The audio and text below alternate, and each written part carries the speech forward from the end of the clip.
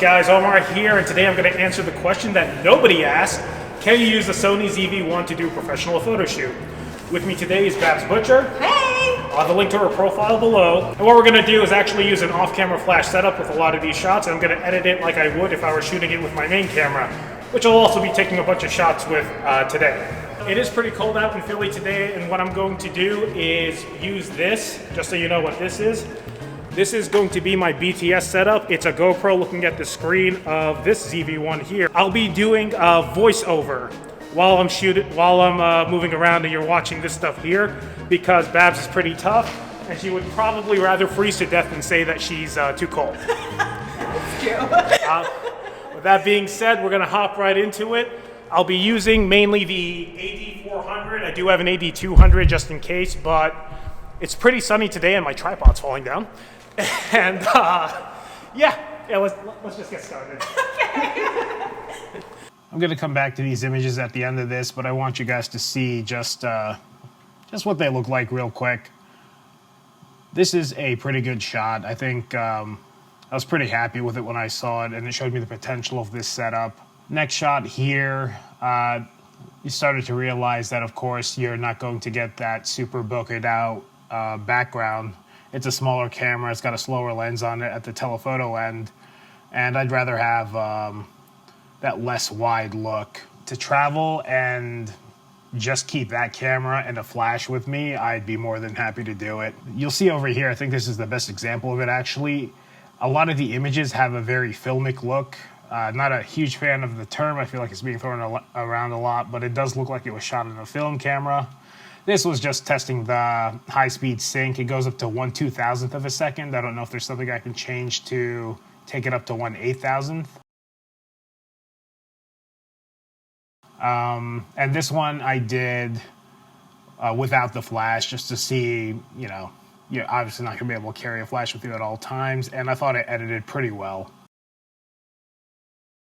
All right, so we wrapped up this shoot. I showed you guys some B-roll and some sample photos. I'm gonna go and give my final thoughts when I'm back at my place, but I wanna see what Babs actually thinks about this. Take a look at the photos. Obviously, they're not going to be as high-end as you would expect from APS-C or full-frame photo, but I personally think they're pretty good for self-shot content, better than selfies on a cell phone.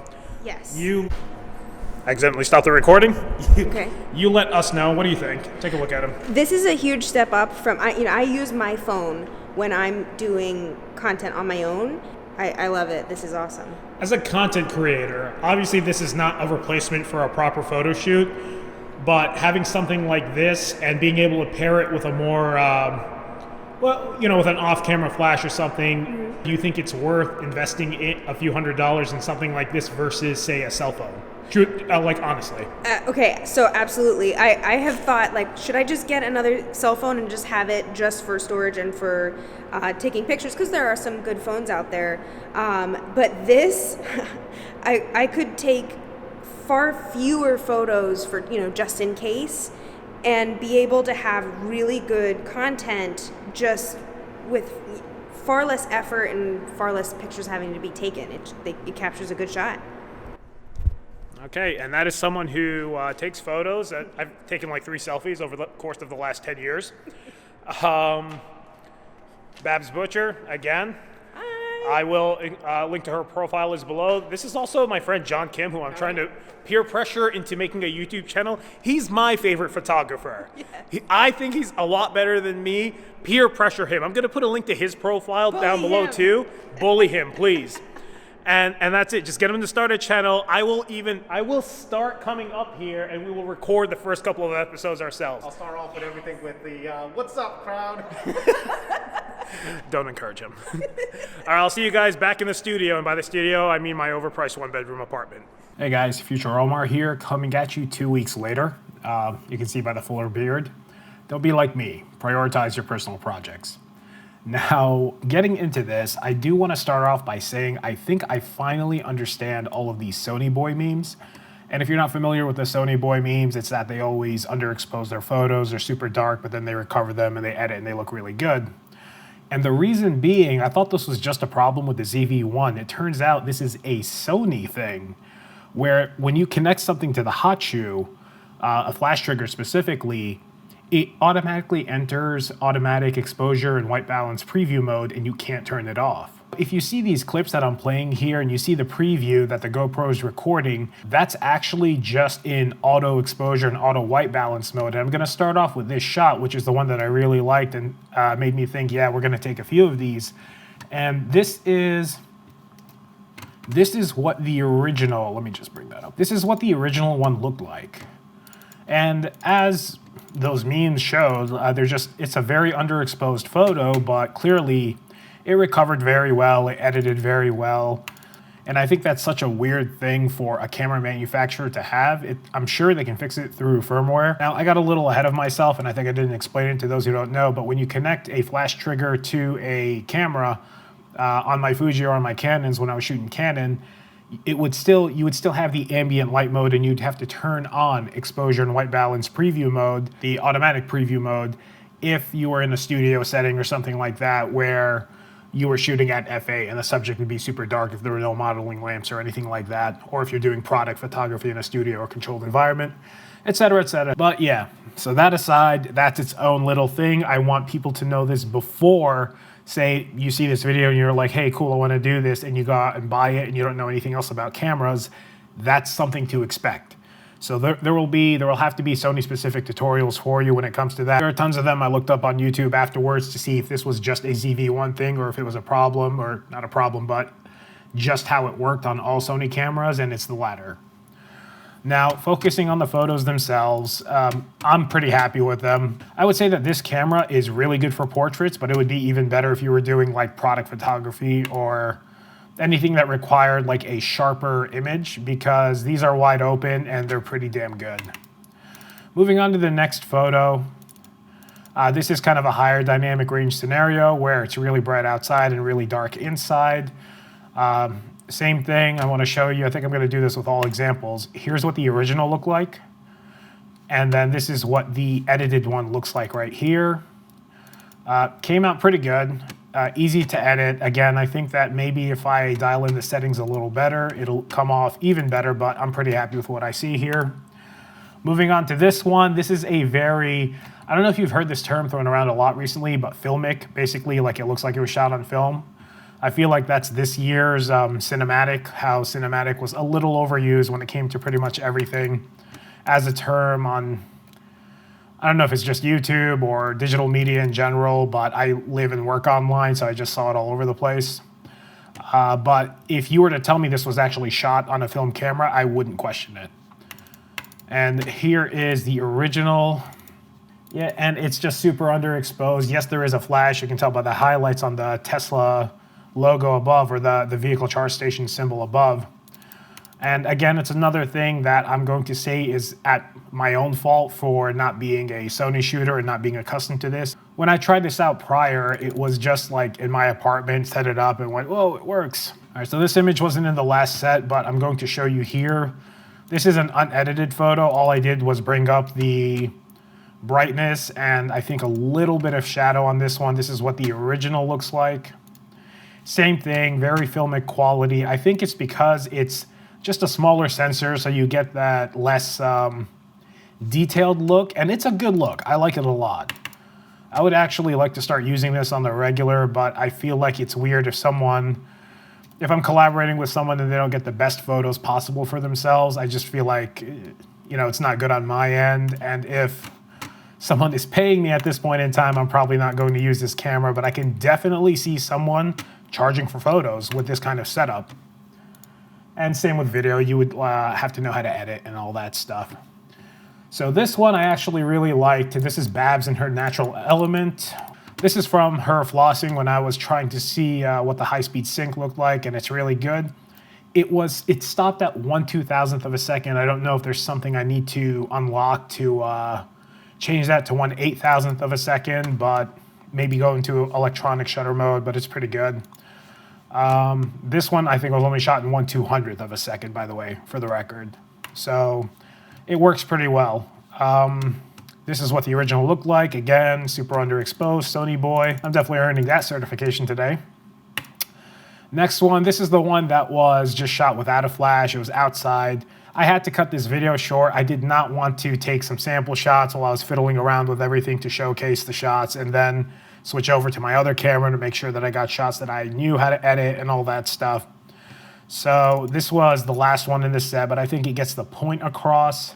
And this is what the original was. It was actually overexposed. And I was able to take the highlights down very easily, and I'm pretty happy with the results there.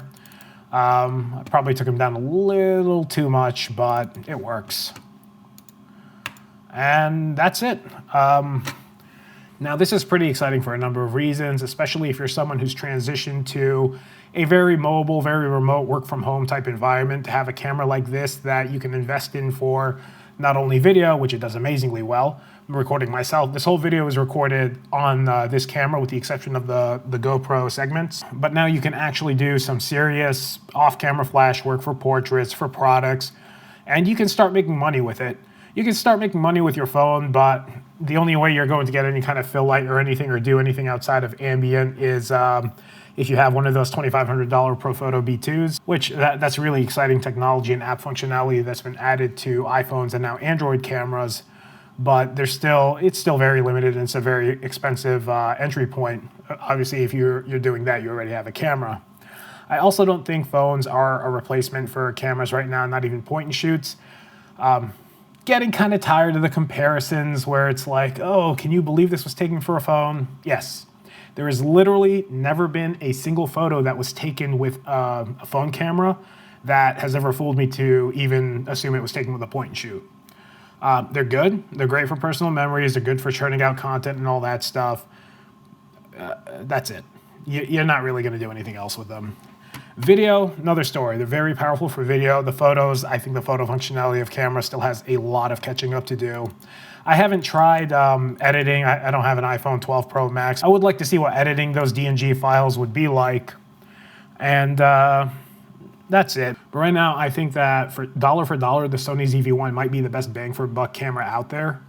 I mean, it's a full-on camera. There really aren't any restrictions. You do have the limited focal range, but 2470 is a very usable range, and 1.8 at the wider end is pretty bright. I'm very happy with it. I own two of them personally, and I own an RX100 Mark VII as well, so that's usually my 3-camera setup when I'm doing like multi-camera angle, small jobs, or my personal videos on YouTube or Amazon reviews or anything like that. Now, rumor has it the upcoming RX100 Mark VIII might have a 1650 with an f1.4 or the 24-200 again, and it makes me wonder if they're going to actually leave this hot shoe functionality inside the camera and add it, or if they're going to keep the viewfinder and just not have it on the RX and it'll just be a ZV1 thing. It would be really interesting to have a viewfinder because the reason why that last shot was overexposed was I couldn't really see it. It was really bright outside. And the LCD screen, it's a good LCD screen for what it is, but it's not super detailed. It's not super bright like it would be on the XT200. So it was hard to see and I kind of eyeballed it. Plus we were in a rush since it was cold and all that stuff. But it's an exciting time for affordable fixed lens cameras that are pretty easy to use. And what's great about them is that if you buy a Sony flash trigger, if you buy the Godox slice that I was using or whatever else it is that you would want to have, you can take those with you to when you upgrade to an APS-C or a full frame camera if you ever find the need to. And the only thing that you won't be able to keep would be the trigger if you ended up switching camera systems, but then you'd have a trigger for that camera that you could use on that equipment. And if you don't feel like lugging, I mean, I'll play some B-roll right now over all the lenses and crap that I have. If you don't feel like lugging that stuff around, you don't have to. Matter of fact, I want to give you just like a visual side-by-side size comparison between what I normally carry and what carrying this was like. Hang on one second. This is my Fuji X-T3 with the 50mm f1. I absolutely love this. It is my favorite photo combo ever, period. But this is a Sony Z-V1, and I mean, it doesn't take a lot to realize that this is just going to be a lot easier to carry around. This is just one lens and it's one focal length, and that's fine for most cases. I finally got to the point in my photography career where I can just take one lens and not have a neurotic breakdown and wonder, what if I need this one? It makes your life a lot easier. Just pick one or two lenses and go. But for a personal thing, for me to record video and photo, and both of them be really good on my personal trips, and I just want something slightly better with some fill light. Overkill here with the AD400, AD200 would be more reasonable, or maybe even the 100, which I personally haven't tested yet, or even a simple speed light. It makes photography fun again. If you work in the creative space, after a while, the stuff becomes super draining, and this is something that has made it kind of fun again. I am not an advocate for overspending and buying gear that you don't need, because I've done it and I've wasted a lot of money. That's why I actually might start recommending people get this if they don't want to invest in a lens system. The X-T200 is also a really good choice. Now, the video features in this one are really nice, and I'm a video first guy, so I favor that automatically. The image quality is really good. I think it's good enough. You tell me if you think this video looks good enough. Obviously, you get better images out of the X-T200 or any other APS-C size camera, but the convenience factor, man, it's hard to beat. That's pretty much the end of this video. If you have any questions, or if you want me to try something out specifically with this one, I'm pretty sure I could con Babs or someone else into standing in for another video. Let me know in the comments below, and I'll catch you guys next time. Peace.